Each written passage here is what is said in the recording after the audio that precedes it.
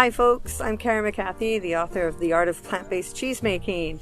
I'm really excited to announce the release of second edition, greatly revised, hardcover this time. If you're a second-time buyer, this is the hardcover version. I'm really excited to have this book come out this year. The vegan cheese sector is evolving very, very quickly. New methods, new techniques, more integration of different materials, more general knowledge of what you can use. So I wanted to be able to find a way to keep you all up to date with some of this rapidly changing knowledge. For the experimental folks out there, I'm hoping this book can help you find your way in your own experiments.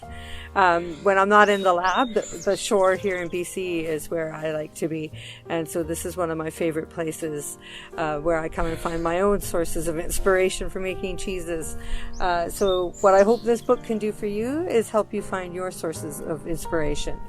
Some of the new information in this book addresses some of the recipes in book 1, where I deeply revised some of the method around the Gouda and Havarti style cheeses that needed some reworking. I introduced some methodology for working with white mold and blue molds to make camembert style and blue cheese style cheeses. I also talk about mixed method approach to vegan cheese making, which sort of uses a fermented base, but also gives you some options on how to integrate things like coconut oil or fixing agents like agar or carrageenan. So this book, I think, will help you get a broader range of experimentation under your belt. There's a few more charts in this and a few more tables in this book, as well as some flow charts that will help you understand the process at quick glance view sort of approach to things. While I was still a chef, I wanted to find a way to provide vegan cheese for my guests that wasn't available on the market.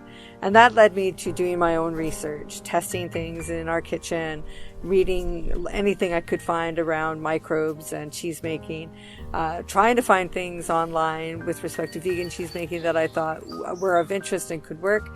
Eventually, all of that led to me beginning the work on my first book, which was published in 2017.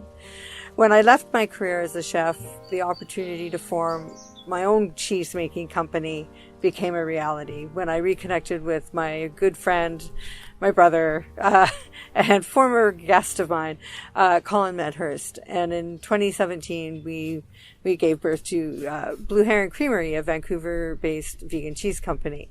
We've had a lot of growth over the last couple of years and a lot of struggles, as anybody that works in the food sector would know.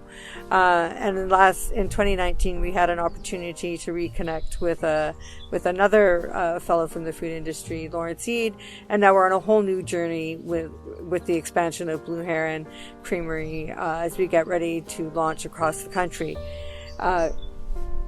As we've been doing this process, so has my research continued to grow and develop, and that's led me to finishing a second revised edition and working on continuing to find ways to share knowledge with our followers, readers of the book, people interested in experimenting at home, because one of the most important things we can all do in terms of, affecting our impact on this planet is learning how to cook and grow and take care of our own food to some extent.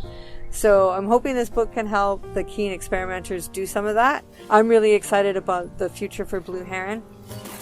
We're pursuing a B Corp certification, which will help us to maintain our focus in addition to making great plant-based cheeses, but also in terms of finding ways to minimize our impact and work with ingredient partners in close relationships to find optimal ways to do what we're doing without it being exploitative.